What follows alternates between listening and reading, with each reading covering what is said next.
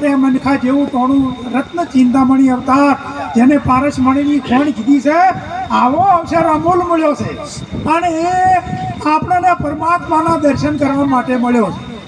પ્રભુનું ભજન કરવા હાથ આલાથી જુઓ સુંદર, આ હાથે તમારે દાન પૂર્ણ કરવા માટે જુઓ હમણે એટલા પૈસા ફેરવા. પરમાત્માએ આપણને પગ આપ્યા છે હરિ મંદિરે જવા, આ મુખ આપ્યું છે સુંદર ગુણગાન ગાવા માટે, પ્રભુનું ભજન ગાવા માટે, અને કોઈને ગાળ્યું બોલવા નથી આલ્યું. આ વાણી આપણી કેવી નિર્મળ હોવી જોઈએ. અને ઘણાને બેનને ભયને વાણી તો નરવા એગારા જરતા હોય, કોઈને ફૂદડે જરતા હોય અને કોઈને નરવા એગારા જરતા હોય. આ એ વાણી છે.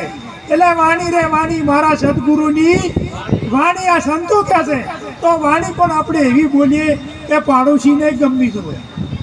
ના કે વાણી એવા બોલતા કે ભાઈ તમે બંધ થઈ જાજો ઘણી વાર, આ હોય કોઈ હોફળે છે અમારે કે પરુણ બેઠો છે અને આવું શું બોલો છો. એટલે પ્રભુએ કદાચ આ મુખ આપ્યું છે હરિગુણ ગાવા માટે આલ્યું છે અને પરમાત્મા